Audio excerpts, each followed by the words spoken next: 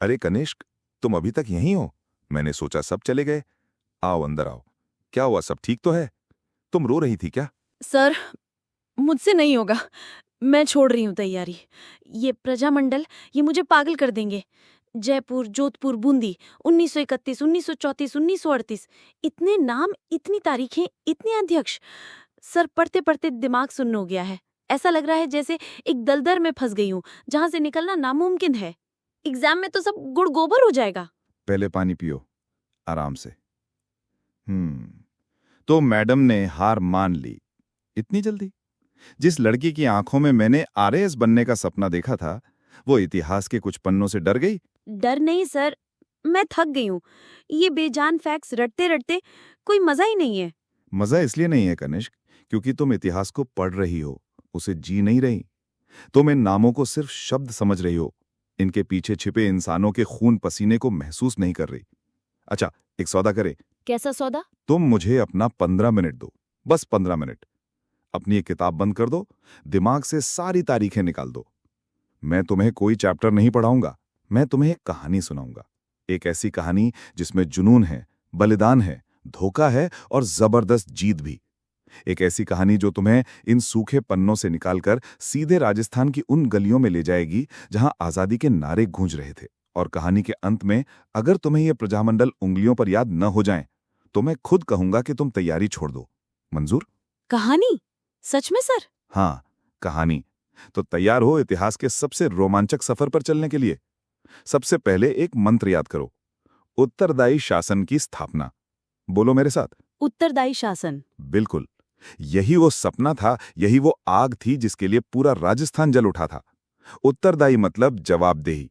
एक ऐसा राज जिसमें राजा अपनी मनमर्जी का मालिक न हो, उसे अपनी प्रजा को जवाब देना पड़े। एक ऐसा शासन जिसमें मंत्री राजा के चमचे नहीं, बल्कि जनता के चुने हुए बेटे बेटियां हों। बस इसी एक सपने के लिए राजस्थान के वीरों ने अपनी जानें कुर्बान कर दी थीं। समझी? ये सिर्फ संगठन नहीं थे, ये एक जिद थी, एक जुनून था। जी सर, अब लग रहा है कि ये कुछ और ही चीज थी। बहुत अच्छे। अब सवाल ये है कि ये जुनून की आग पूरे राजस्थान में एक साथ कैसे फैली? तो सुनो, ये आग अचानक नहीं भड़की थी। इसकी चिंगारी पूरे देश में सुलग रही थी। कहानी शुरू होती है साल 1938 से। जगह थी गुजरात का एक छोटा सा गांव, हरिपुरा। हरिपुरा? कांग्रेस का अधिवेशन? शाबाश! कांग्रेस का 51वां अधिवेशन। और सोचो, उस अधिवेशन में अध्यक्ष की कुर्सी पर कौन बैठा था? कोई मामूली नेता नहीं, बल्कि नेताजी सुभाष चंद्र बोस। 51 बैलों से खिंचे हुए रथ पर उनका स्वागत हुआ था। हवा में ही क्रांति की खुशबू थी।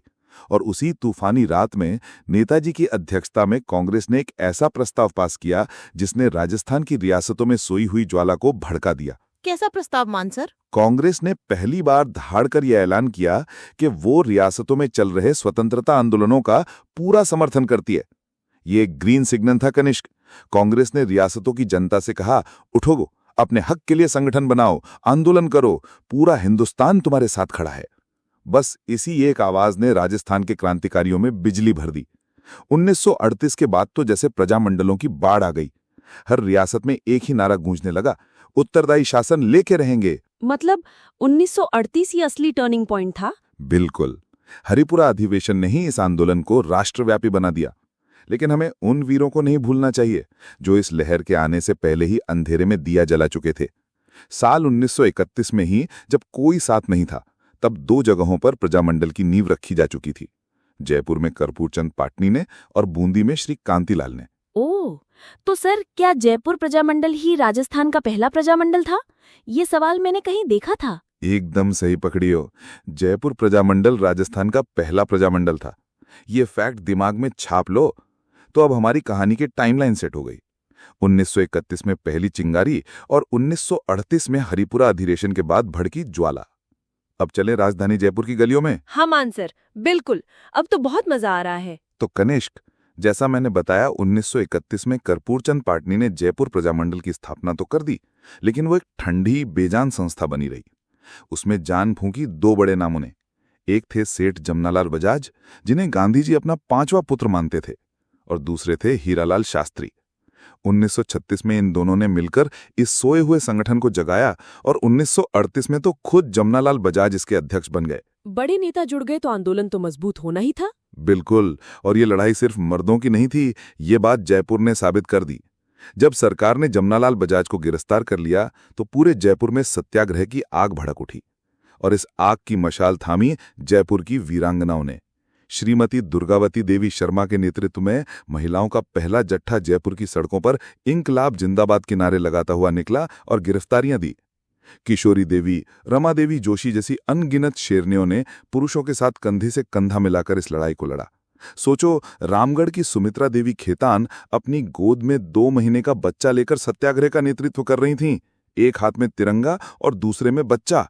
ये था जुनून। वाह सर, ये तो किसी किताब में ऐसे नहीं लिखा था।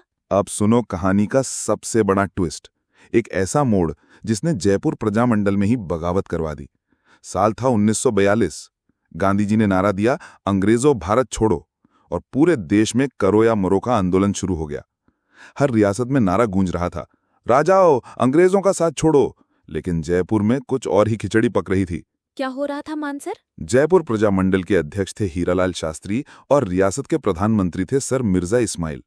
इन दोनों के बीच बंद दरवाजों के पीछे एक समझौता हुआ, जिसे इतिहास में जेंटलमैन अग्रीमेंट के नाम से जाना जाता है। Gentleman agreement? इसमें क्या था? इस समझौते में मिर्जा इस्माइल ने उत्तरदायी शासन स्थापित करने का वादा किया और बदले में शास्त्री जी ने यह वादा किया कि जयपुर प्रजामंडल भारत छोड़ो आंदोलन में हिस्सा नहीं लेगा। ये राजस्थान का एकमात्र प्रजामंडल था जिसने आधिकारिक तौर पर इस आंदोलन से खुद को अलग कर लिया। क्या मतलब, जब पूरा देश लड़ रहा था तब जयपुर शांत था? ये तो पीठ में छुरा झोंकने जैसा हुआ। बिल्कुल, प्रजामंडल के गर्म खून वाले नेताओं ने भी यही कहा। उनका खून खौल उठा। बाबा हरीशचंद्र के नेतृत्व में रामकरण जोशी, दौलतमल भंडारी और गुलाबचंद कासलीवाल जैसे क्रांतिकारी गरज उठे। उन्होंने कहा, हम इस दगाबाज समझौते को नहीं मानते। जयपुर भी भारत का हिस्सा है और हम आजादी की इस लड़ाई में पीछे नहीं हटेंगे। और उन्होंने प्रजामंडल से अलग होकर अपना एक नया गरम संगठन बना लिया, आजाद मोर्चा। इसी आजाद मोर्चे ने जयपुर में भारत छोड़ो आंदोलन की मशाल जलाई, जुलूस निकाले, हड़तालें की और जयपुर की लाज बचा ली। बाद में 1945 में नेहरू जी के कहने पर आजाद मोर्चे का वापस प्रजामंडल में विलय हो गया। वाह मानसर, मतलब एक प्रजामंडल के अंदर ही 2 प्रजामंडल चल रहे थे। ये तो जबरदस्त है। जबरदस्त तो है ही। और अब जयपुर की महलों वाली राजनीति से निकलकर चलते हैं मारवाड़ के तपते रेगिस्तान की ओर, जोधपुर। यहाँ की आवाज थे जयनारायण व्यास, एक ऐसा निडर पत्रकार और नेता जिन्हें लोग सम्मान और प्यार से शेर राजस्थान और लोकनायक कहते थे। जयनारायण व्यास जी का नाम तो सुना है, पर इतना नहीं जानती थी। उन्होंने अपनी कलम को तलवार बना लिया था। तरुण राजस्थान और बंबई से अखंड भारत जैसे अखबारों के जरिए वो जोधपुर की सामंतशाही पर ऐसे वार करते थे कि राजा महाराजा तक कांप जाते थे। मारवाड़ का संघर्ष बहुत लंबा और खून पसीने से लिखा गया है। इसकी शुरुआत होती है 1921 के तोल आंदोलन से। तोल आंदोलन, ये क्या था? उस समय मारवाड़ में एक सेर में 100 तोले होते थे। सरकार ने रातों रात इसे घटाकर 80 तोले कर दिया, यानी जनता को सामान कम और पैसे पूरे देने पड़ते थे। ये सीधी सीधी डकैती थी। इसके खिलाफ मारवाड़ सेवा संघ के बैनर तले आंदोलन हुआ और सरकार को घुटने पाड़ने पड़े। ये जनता की पहली बड़ी जीत थी। इसके बाद व्यास जी ने पोपाबाई की पोल और मारवाड़ की अवस्था जैसी छोटी छोटी मसालेदार पुस्तिकाएं लिखीं, जिनमें उन्होंने आसान भाषा में राजशाही के कुशासन की पोल खोलकर रखती थी। ये पुस्तिकाएं रातों रात घरों में बढ़ती थीं और लोगों के दिलों में क्रांति की आग लगा रही थीं। मतलब उन्होंने जनता से जुड़े मुद्दे उठाए? बिल्कुल, यही उनकी सफलता का राज था।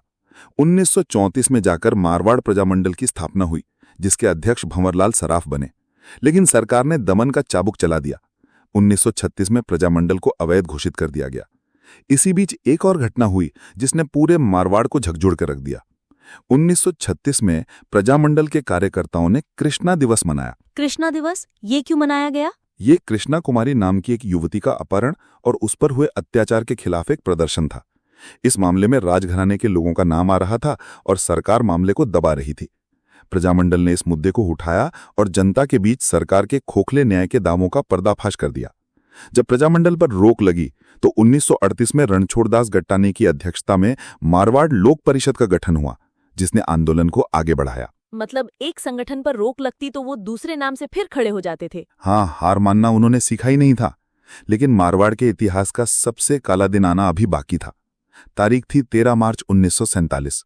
डिडवाना परगने में एक गांव है डाबड़ा। इंडलर डामड़ा कांड, मैंने इसका नाम पढ़ा है। मारवाड़ लोक परिषद और किसान सभा के नेता मथुरादास माथुर जैसे लोग मोतीलाल चौधरी नाम के एक किसान के घर पर किसानों की एक सभा कर रहे थे। सभा शांतिपूर्ण थी। किसान अपने समस्याओं पर बात कर रहे थे। तभी वहां के जागीरदार ने अपने लठैतों और बंदूकधारियों के साथ उस घर पर धावा बोल दिया। उन्होंने निहत्थे किसानों पर गोलियां बरसानी शुरू कर दी। पन्नाराम, रामूराम, रुघाराम जैसे कई किसान अपने हक की लड़ाई लड़ते हुए वहीं शहीद हो गए। ये मारवाड़ का जलियांवाला बाग था। इस घटना ने साबित कर दिया कि आजादी के इतने करीब आकर भी सामंतशाही कितनी क्रूर और अमानवीय थी। ये तो बहुत ही भयानक था मानसर। भयानक था, लेकिन इन बलिदानों ने ही आजादी की सुबह को और करीब ला दिया। अब मारवाड़ के रेगिस्तान से निकलकर चलते हैं मेवाड़ के पहाड़ों और झीलों की ओर, जहां एक कवि क्रांतिकारी अपनी आवाज से लोगों में जान फूंक रहा था। तो कनिष्क, अब हमारी कहानी पहुंचती है वीरों की भूमि मेवाड़ यानी उदयपुर। यहां क्रांति की मशाल उठाई माणिक्यलाल वर्मा ने। वो एक नेता ही नहीं बल्कि एक कवि, एक समाज सुधारक और एक सच्चे गांधीवादी थे। उन्हीं के अथक प्रयासों से 24 अप्रैल 1938 को मेवाड़ प्रजामंडल की स्थापना हुई। ये स्थापना उदयपुर में बलवंत सिंह मेहता के घर पर हुई और उन्हें ही इसका पहला अध्यक्ष बनाया गया। माणिक्यलाल वर्मा बिजौलिया किसान आंदोलन वाले ही ना? बिल्कुल। बिजौलिया के किसानों की आवाज बनकर उन्होंने पहले ही सामंतशाही को अपनी ताकत का एहसास करा दिया था। अब उन्होंने पूरे मेवाड़ में जागृति लाने का बीड़ा उठाया। कनिष्क, वर्मा जी की सबसे बड़ी ताकत थी उनकी कलम और उनकी आवाज। उन्होंने किसानों और आम जनता में जोश भरने के लिए एक गीत लिखा जो अमर हो गया, पंछीड़ा। पंछीड़ा? मैंने ये नाम सुना है। पंछीड़ा रे उड़ने जाजो पावा गढ़ रे। ये गीत जब गांव की चौपालों पर गाया जाता था तो लोगों की नसों में खून की जगह क्रांति दौड़ने लगती थी। ये सिर्फ एक गीत नहीं था, ये मेवाड़ की जनता का स्वतंत्रता संग्राम का एंथम बन गया था। वाह सर, मतलब गीतों से आंदोलन को ताकत दी? हाँ, और सिर्फ गीत ही नहीं। जब मेवाड़ के महाराणा ने उनके बढ़ते प्रभाव से घबराकर उन्हें रियासत से निकाल दिया तो वर्मा जी अजमेर चले गए। लेकिन वहां भी वो चुप नहीं बैठे। उन्होंने अजमेर से किताब लिखी, मेवाड़ का वर्तमान शासन। इस किताब में उन्होंने तथ्यों के साथ मेवाड़ के कुशासन, भ्रष्टाचार और जनता पर हो रहे अत्याचारों का पर्दाफाश किया। सरकार ने इस किताब पर बैन लगा दिया, लेकिन ये चोरी छिपे लोगों तक पहुंचती रही और अपना काम करती रही। ये तो बहुत साहसी थे। साहस तो उनके पूरे परिवार के खून में था। इस संघर्ष में उनकी पत्नी श्रीमती नारायणी देवी वर्मा का त्याग अविस्मरणीय है। जब वर्मा जी को गिरफ्तार किया गया तो नारायणी देवी भी आंदोलन में कूद पड़ी। और तुम्हें पता है, जब उन्हें जेल भेजा गया तो वो अपने 6 महीने के बेटे को गोद में लेकर जेल गईं। सोचकर देखो उस माँ के बारे में जो अपने दूध पीते बच्चे के साथ आज़ादी के लिए जेल की चक्की पीसने को तैयार थी। ये था आज़ादी का जुनून, ये था देश के लिए समर्पण। सर, ये सुनकर तो मेरे रोंगटे खड़े हो गए।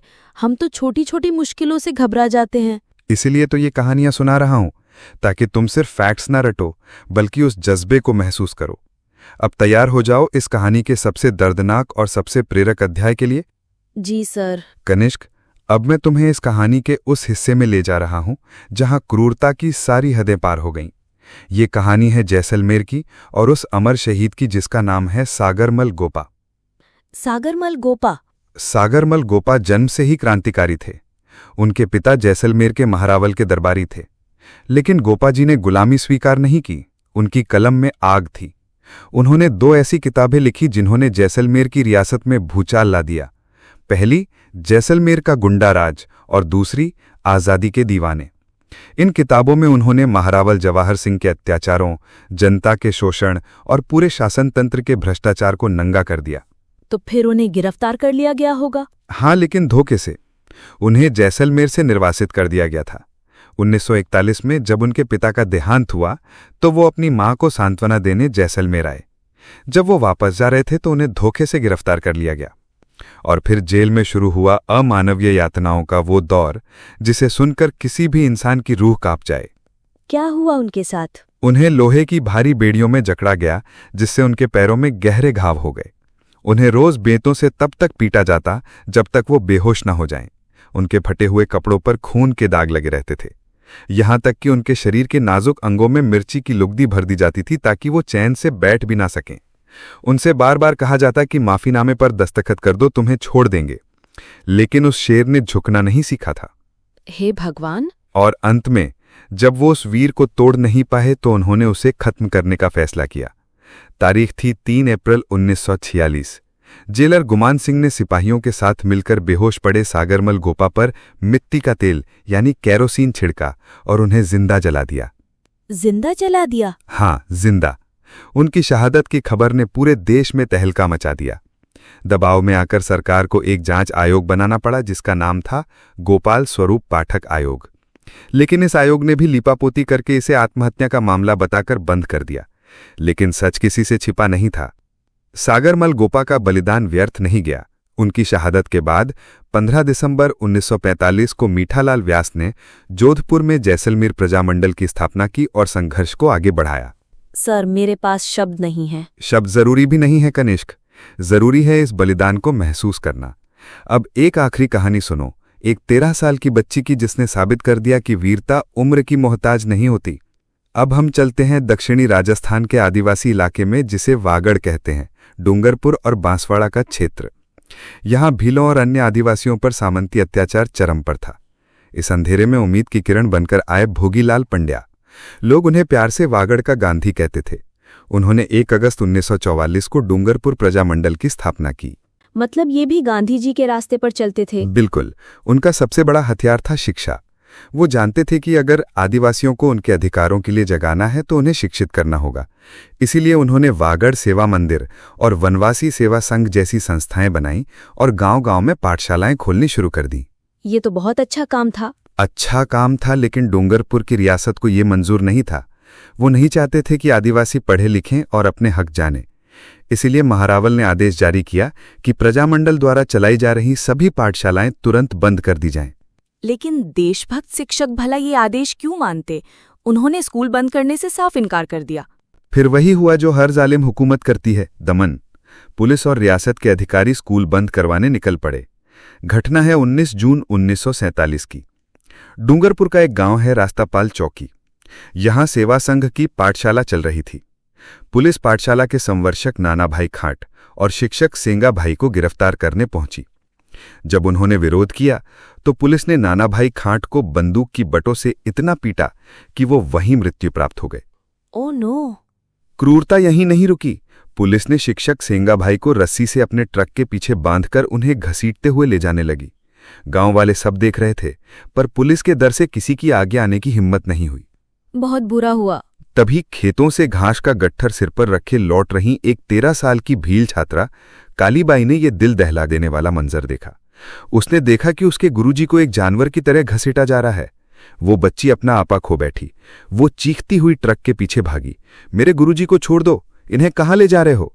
उसने हाथ में रखी दरांती यानी घास काटने का औजार से एक ही झटके में ट्रक से बंधी रस्सी को काट दिया और अपने शिक्षक सेंगाभाई को आजाद करा लिया।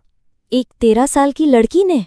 हाँ, एक 13 साल की लड़की ने वो हिम्मत दिखाई जो वहां खड़े बड़े बड़े मर्द नहीं दिखा पाए।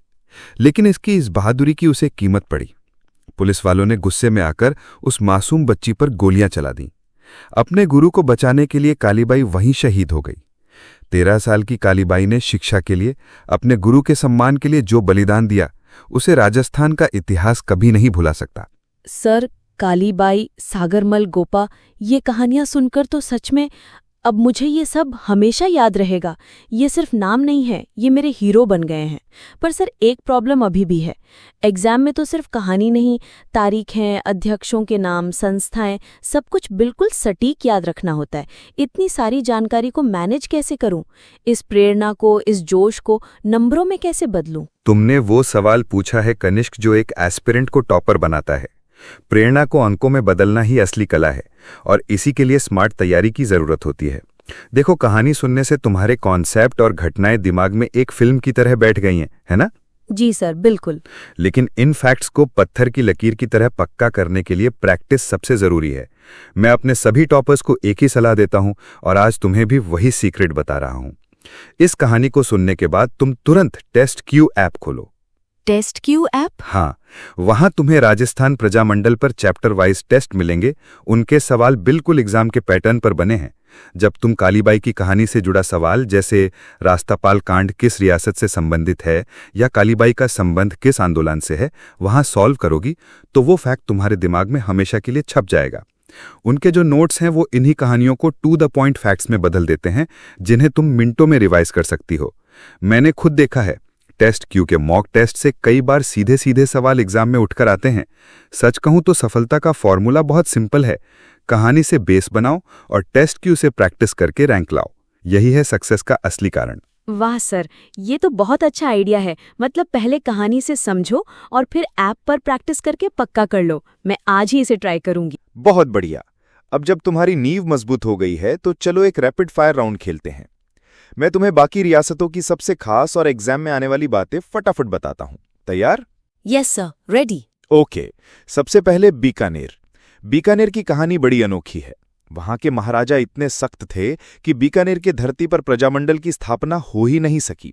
इसलिए 1936 में मघाराम वैद्य ने इसकी स्थापना राजस्थान से बाहर कलकत्ता में की। याद रखना, बीकानेर प्रजामंडल, स्थापना कलकत्ता में। Got it sir, Bikaner, Calcutta. अगला कोटा। कोटा में तो गजब ही हो गया था। 1942 के भारत छोड़ो आंदोलन के दौरान वहां की जनता और छात्रों में इतना जोश था कि उन्होंने शहर की कोतवाली पर ही कब्जा कर लिया और तिरंगा फहरा दिया। कई दिनों तक शहर का प्रशासन जनता के हाथ में रहा। कोटा में जनजागृति का श्रेय पंडित नैनूराम शर्मा को जाता है, जिन्होंने 1939 में प्रजामंडल की स्थापना की। कोटा, कोतवाली पर कब्जा। अब भरतपुर। इसका भी एक फैक्ट बीकानेर जैसा है। भरतपुर प्रजामंडल की स्थापना भी 1938 में राज्य से बाहर हरियाणा के रेवाड़ी में हुई थी। इसके प्रमुख नेता थे किशनलाल जोशी और अध्यक्ष बनाए गए थे गोपीलाल यादव। भरतपुर, रेवाड़ी, ये तो 3 हो गए जो बाहर बने। बीकानेर, भरतपुर और जैसलमेर वाला जोधपुर में। एक्सीलेंट, तुम बहुत जल्दी सीख रही हो। अब बताओ, राजस्थान का गांधी किसे कहते हैं? ये तो मुझे पता है, गोकुल भाई भट्ट को। बिल्कुल सही। और उन्होंने ही सिरोही प्रजामंडल की स्थापना की थी। उन्हीं के प्रयासों से आज माउंट आबू राजस्थान का हिस्सा है। सिरोही, गोकुल भाई भट्ट। और अब वो फैक्ट जो आरपीएससी का फेवरेट सवाल है।